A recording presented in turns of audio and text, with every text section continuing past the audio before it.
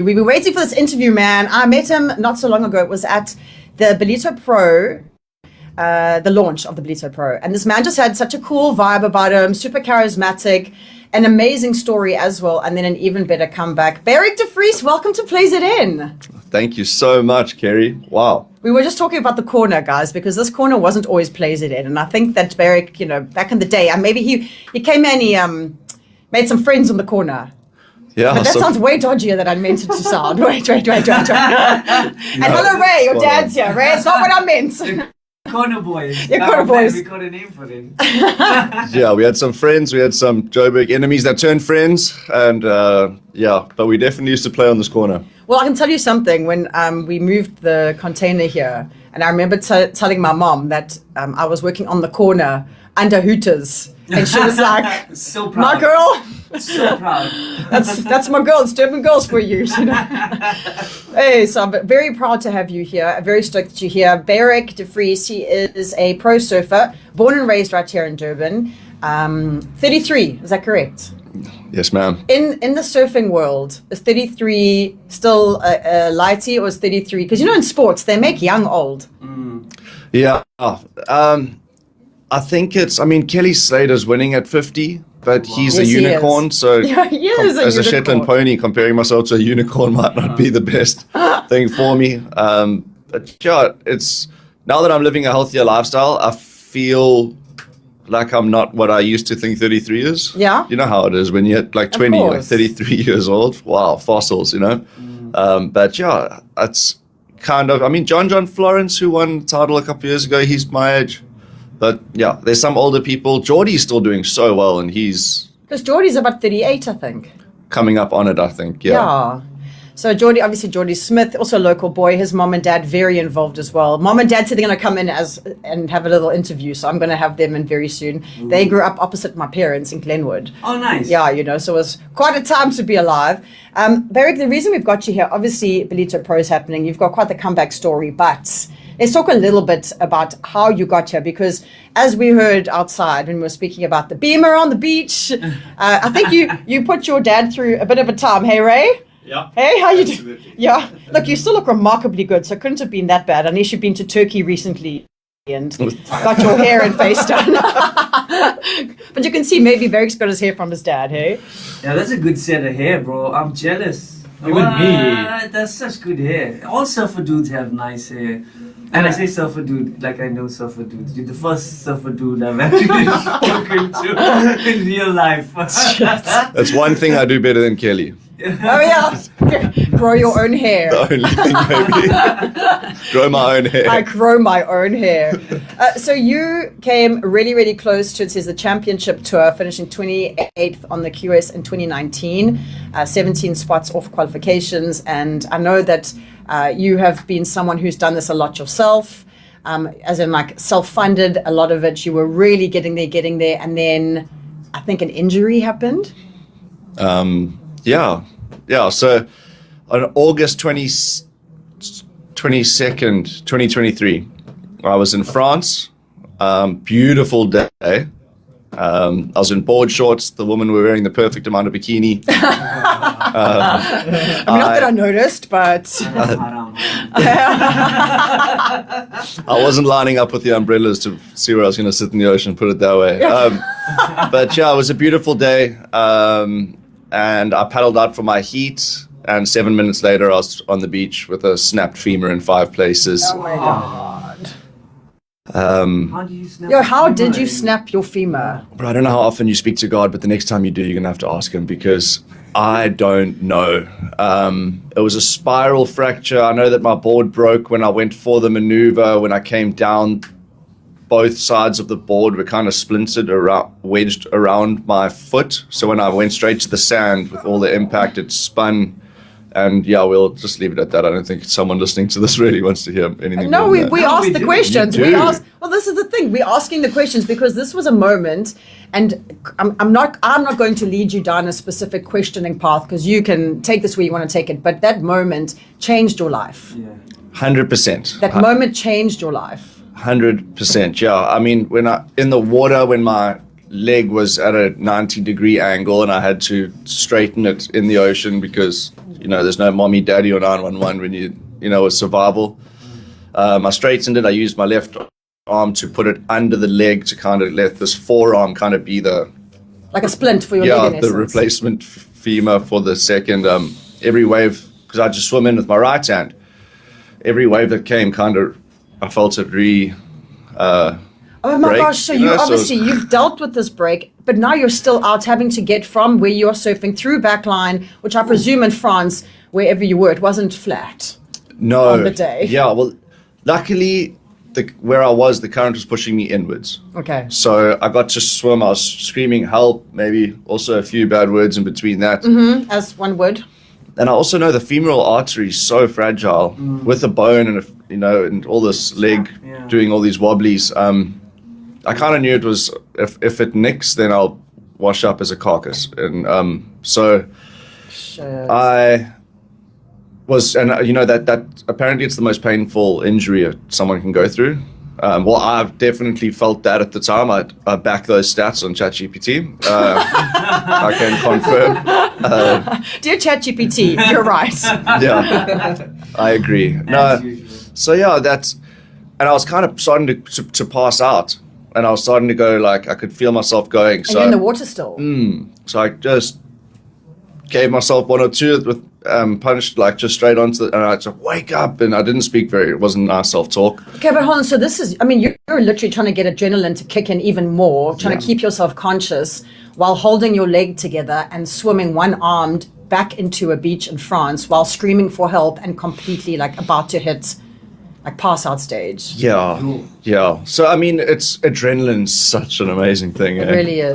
He says that too happy. Dad, I'm so sorry for what you went through. The way that he talks about adrenaline, I apologize, Ray. Did the French lifeguards understand you when you said help? So this is the funny thing. Yeah.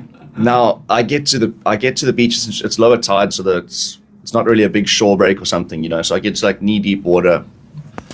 And the French lifeguard is trying to pick me up by my legs. Oh my God, no. Oh my gosh. So I tell him, no.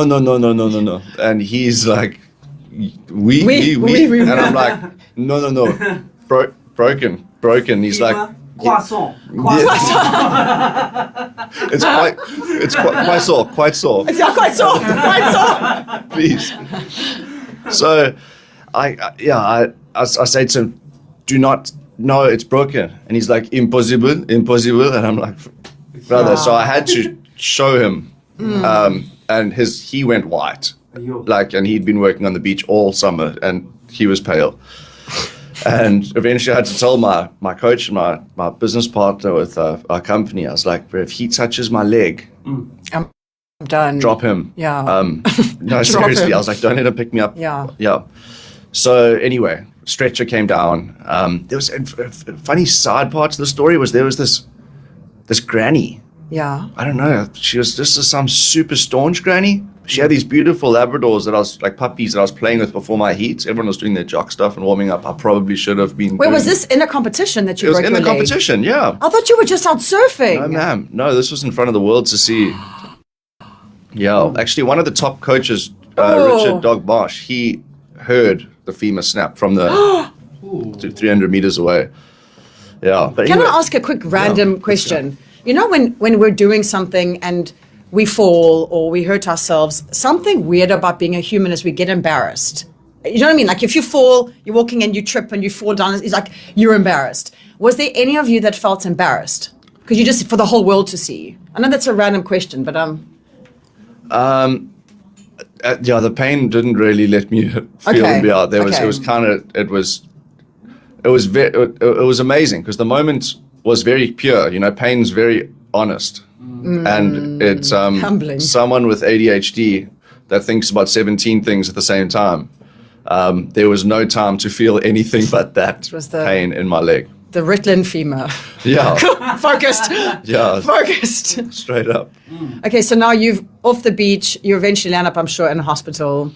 You find out that the leg is broken in 5 places, guys. 5. Beyrick doesn't just break a leg; he breaks it in 5 places. That's why I called you the croissant. Exactly. It's twisted. Yeah. Oh man. And how long were you out of surfing for?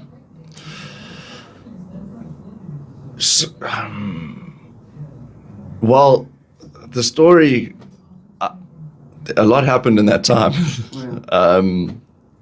In that time, I was 12 days in the emergency surgery, came out, they told me, hey, listen, it's not going to happen again, this whole surfing thing. Like, let's just try to get you back to walking, right? Oh my gosh. They put titanium, and I've still got it through the middle of the femur because it's a big bone. They can put it through the middle, not do the external stuff. And then luckily the WSL insurance flew me home, so all expenses were paid.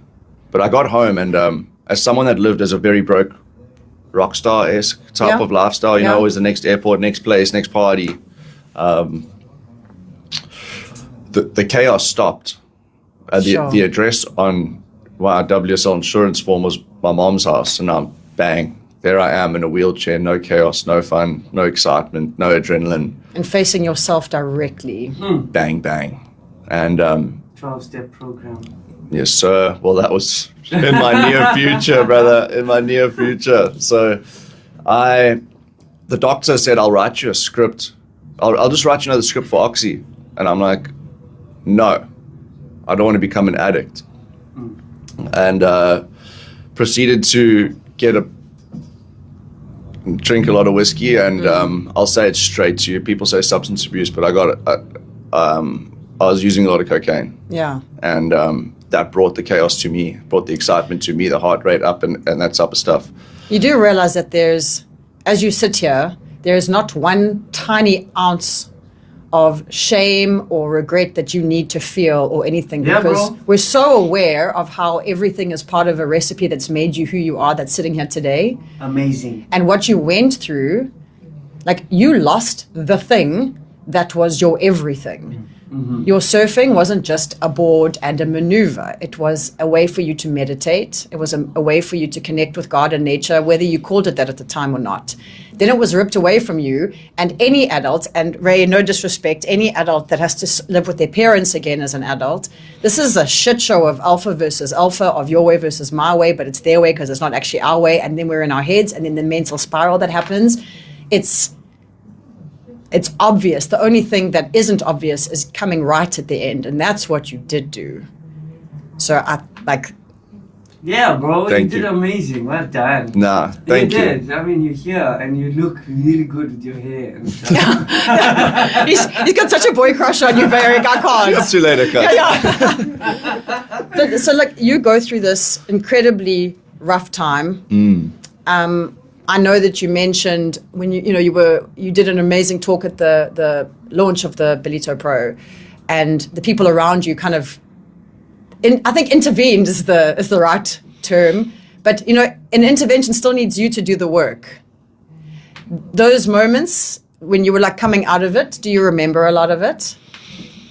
There was a few things that happened at that time where my family didn't have to do much of an intervention.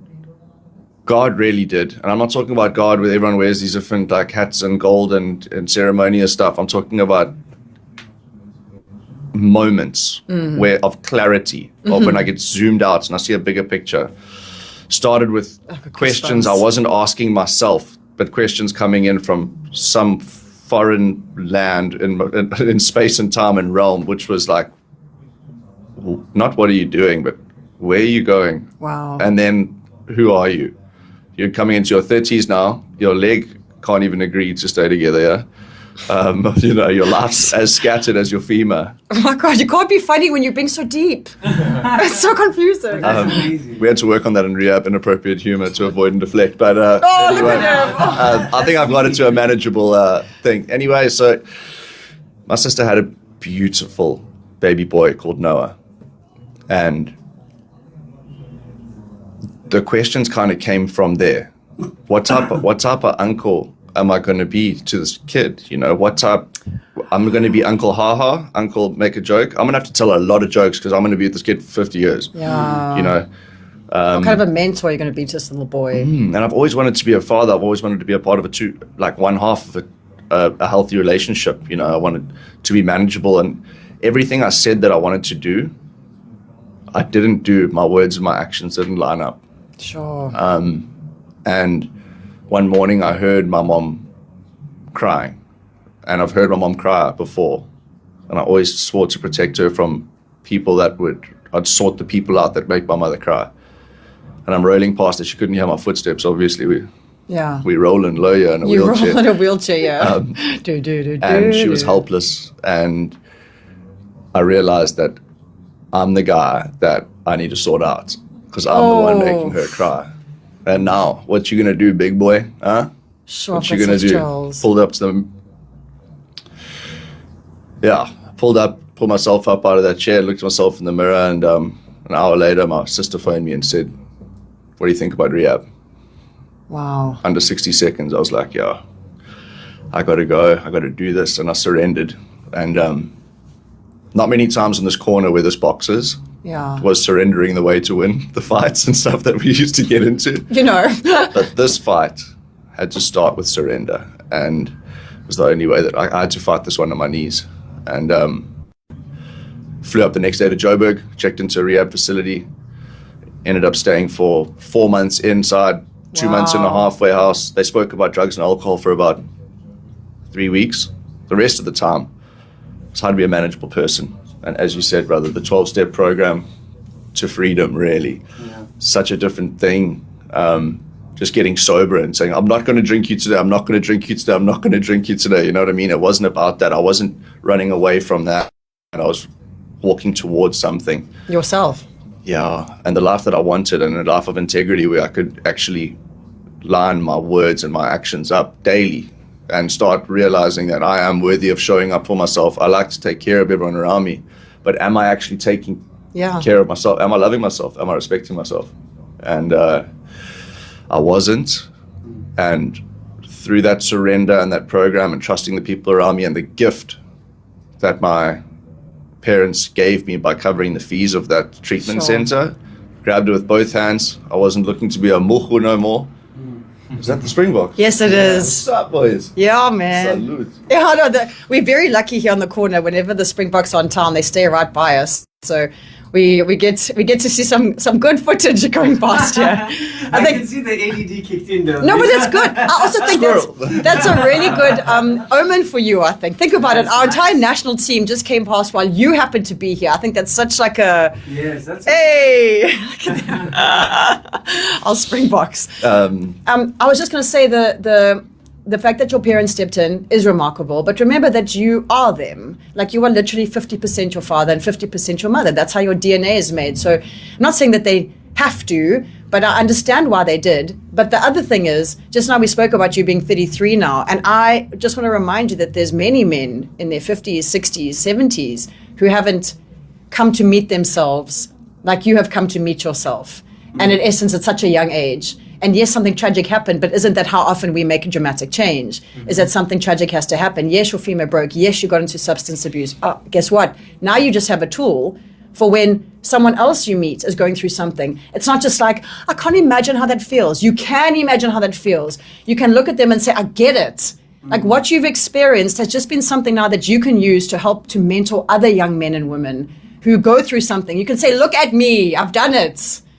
And that is remarkable, and I hope that you remember that, and at such a young age. No. And I can't wait for the 5-year sobriety badge. I'm excited for it for you, actually. I've seen so many people get that, and your sponsor must be really proud of you, bro. Like, it's what, 3 years? Coming up, yeah, it'll be 3 years in November. Well done, bro. That's what date? amazing. The 7th of November. 7-Eleven? Oh my gosh. Yay! You're a whole 7-Eleven. I love that for us. You just happened to compete now this year, the Belisa Pro. You got to compete. Your first heat you won. I know yesterday you got a podium finish, maybe not the result you were hoping for, but you stood on a board, you surfed, you won a heat. When did you get back to surfing? Yeah, so I tried to come back. I think part of me was like, I'm going to do this for this whole storyline. You know, I'll get sober, I'll get fit, I will train, you know, I'll be the jock that I always laughed at. And sorry, I was Why saying sorry? Do I look like I love jocks? You're right. What's your bench, bro? Yeah. Is it? Yeah, so I tried it. I tried I think surfing is halfway. It's between music and sport. Yeah, right? Yes. Because every wave's never been surfed before. It's just really, every day is a different genre, a different flow state. Yeah, different surfboard. The surfer, the musician, the wave, the kind of genre or the tempo, and then your surfboard, the instrument, right? Every surfboard for a different day. And long story short is I always came from like the musical side, I think, and the rhythm, and I like the rock star kind of, I love the thrash part of it, the punk type side of it. So I was like, okay, I'm sober now. Yeah. I'm going to be a jock. Okay. And shame. While I learned a lot from that, I just came back and I entered these contests and I just got smoked by these children. And, I did. Oh, sure. My counselor says the only thing I'm allowed to smoke is other people in the contest. Don't. I didn't. They rolled me up. So anyway. Like a pass to the left, man. Yeah, the pass the Beyrick funny left hand side. Yeah, exactly. Oh, I know the one. Let's stop it, man. So it got to the end of last year. And it was halfway through the season. There'd been 2 events that had been worth 1,000 points each. Yo. And I'd, as I said, been smoked by them. And I took out a board that was not a high performance board over summer. Yeah. I was 10 to 11 kilos overweight. Yeah. And I started riding this board that was just so fun and easy and playful. Yeah. Very fortunate to live like pretty deep on the south coast now. And there's this little beach in front, not very good waves, not many people, but I can see it from in my living room. And I would just put my board shorts on and just run out. And I just wanted to keep paddling back out. And I was having so much fun. You're playing. High performance, not the goal. I was playing again. Yes. Yes. And what came from that was this healthy balance of this sobriety and not substance-based kind of story, ambiance, whatever, but just being in the sun. And you enjoy. Being a kid again, man. That's powerful. Bro. That's so powerful. I got such shivers. And I was like, you know what? I want to eat better, because my knees were kind of feeling all those 11 kilos, you know. My legs haven't really held up to. Well, it's fine, but yeah. Squats. And so what ended up happening was for surfing, not for results, I cut the sugar and the gluten and everything. So that your knees could be happier, so yes, you could surf happier. Feel better. Yes. And the kilo started dropping, and all of a sudden I got a normal shortboard again, and that started feeling good. I have a company called Surf Talent Ocean Center with the Netherlands, and I bring kids out from there. They don't have very good waves there. So they came out to me for 7 weeks to stay with me. Wow. And I was just and all of a sudden I was watching the footage and I was like, hey bro, you're kind of doing pretty well here, dude. You know, better self-talk these days. Good. And what ended up happening, the WSL guy, Lukman, he phoned me. He's like, are you sure you don't want to go to Morocco and then the Eastern Cape contest, Port Alfred, to end the season? These events are worth 4,000 points each. And I was like 24th on the rankings or something. But simply because I told him, give me 24 hours. And I went down to one of the beaches there at South Brim. And I was like, what's this feeling you got here when you're driving down here? And I was like, dude, it's joy and I'm excited to surf, simply. And I was like, okay, so I'll go to these 2 events, but the only goal is has to keep this joy for surfing and be ETS and go play. Is that it? I love this, Rose. And I went over there. By the time when I went to grab my jersey, it wasn't like this, I'll beat you and your parents up. You know, it was like you weren't there with ego, you were there with joy. Yes, ma'am. And it worked. I ended up getting the highest heat total of the contest. The quarterfinals, went straight to Port Alfred after that. From there, 4,000 points, bruh. Well, yeah, I got, and over those 2 events, I jumped up into 4th spot on the Africa region, and then now I'm back onto the Challenger Series level. So all the things, it's just the same as my life, addiction, surfing.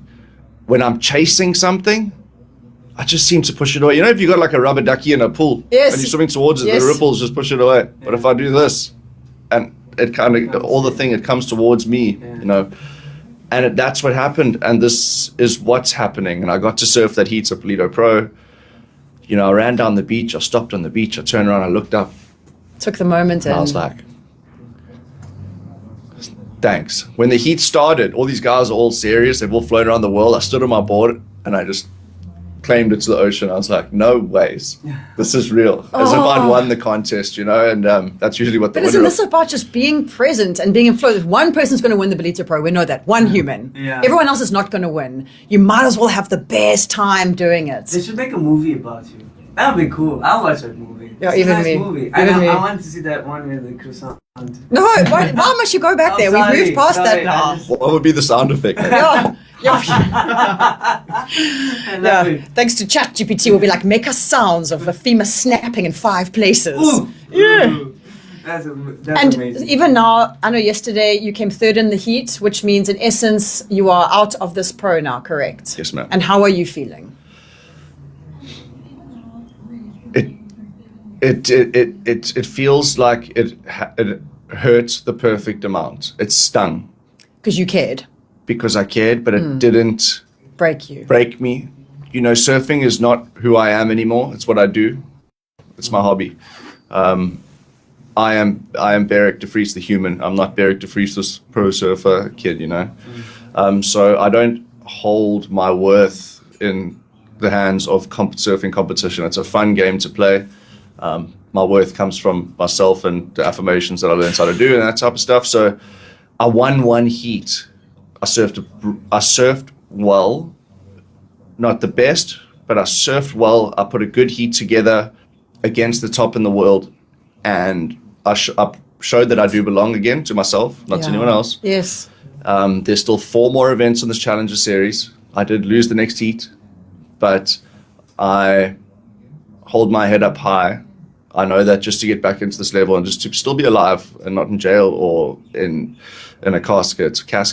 Both. Either way. That's a victory in its own, and I am joyful about You know, it. you said something right now, and Ray, you must be so proud now listening to your son here, sure, that you said something about how I did this for myself. It's that I can show myself that this is what I need, and this whole the fact that you have found this self-love, and I say capital S, self-love, love of literally yourself, understanding that you're in flow, that you are something bigger than this, that your life is purpose, that all is thanks to that man who holding his leg, swimming himself into the shore, going through the substance abuse. That was the studying that you did so that you can graduate, that you could graduate to a space where because what happens when a guy's good looking and he's good at a sport, you don't need to have a personality. You can be kind of a dick because, you know, I'm this O. And you got so schooled and you graduated with flying colors. And the man sitting here now is like a doctorate in just being a good O. And that's flipping cool. So well done. Yeah, thank you so much. I Well really done. appreciate it. Could I bring up a subject real quick? Absolutely. There is a young man called Jose Faulkner. And Jose was competing in the Polito Open, the QS Regional, just before the Challenger Series started here at Polito Pro. And Jose, you know, we've just spoken about my process from that day and that person, that man, the version of myself that got me to shore and was in a fight, you know. He, on the last heat of the day, he snapped his tibia and fibia and ankle damage. Now. And he has just had the surgery, and he is at the place that I once was. I am going to be very close with him through this whole process, so hopefully he doesn't have to go to, you know, throw him some armbands. He doesn't have to go to the deep end like I did. But Jose is from a not so fortunate money-wise background in Jeffreys Bay, and he's going to need some support. I'm going to be there for Morally. him as a person, but he has just started a backer buddy, and this isn't like, those people that start those GoFundMes to help bring their pets home from flipping Australia or something. Listen, we hear you and we are on board. However we can help, please. You're going to send us this backer buddy. We'll put it up online. Jose, if we look it up right now, I presume we'll find it online. But if you send it to us, we can also share it onto our Insta, Facebook, all of the things. Absolutely. But you see, again, all of this part of you is all because of that. That a little bit of shame that came through substance. No, you should be proud, bro. Look what I've done. Look at the mountain I climbed. Thank And you. now you are showing someone else the view from the top of the mountain so that they don't have to climb that mountain. It's flipping cool, man. Beyrick, you're amazing. Thank you. That's the 12th step, and that's my prayer daily is God show me and present to me how I can be of service to someone on my left or my right today. And the whole thing of the 12-step program is to be simply a better contributor to the community around you.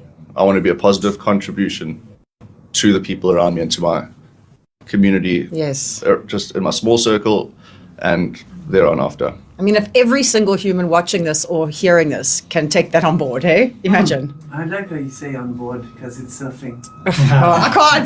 Get out, Mar. Get out.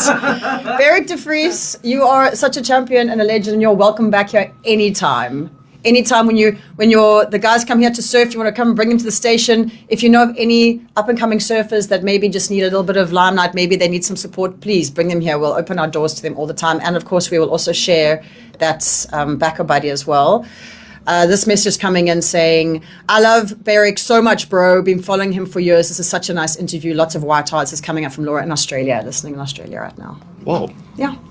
We have 11% of our people outside, they're expats, that just love the sound of KZN. Oh my gosh. Are they trying to get their pets sent home? Yeah, exactly. Ladies and gentlemen, Beyrick De Vries, where do we find you if we want to just follow you and keep watching your journey? Where's the best place to keep in touch with you? Ironically, my Instagram is @barberic. Or maybe it's going to be no Barberic now. But Hey, we do not erase our pasts. No, that's why I kind of just, people be like, Barberic, that's got a negative connotation. No, it's And not. they're It's outstanding. I think recovery it's Viking. dude. It is Viking. It is giving Viking. Nice. Okay, so we'll find you, Barberic. BARBEYRICK. And if I just may, if you're listening to this and you are at that day when you've been struggling in silence, and today is that day that you're ready to put the white flag up and surrender, no matter how tough you are, the toughest thing you can do is surrender. Contact me on that Instagram account and DM me, and all I can do is just explain what I did. And if you're open to taking those suggestions, Wow. I promise you there is a better world. And those hardy dars at 5 a.m. don't have to sound like demons. They can actually sound like a lovely alarm clock set by God. So hit me up on there. I'm here to help. Oh, Beyrick De Vries. What an interview, man. Yeah.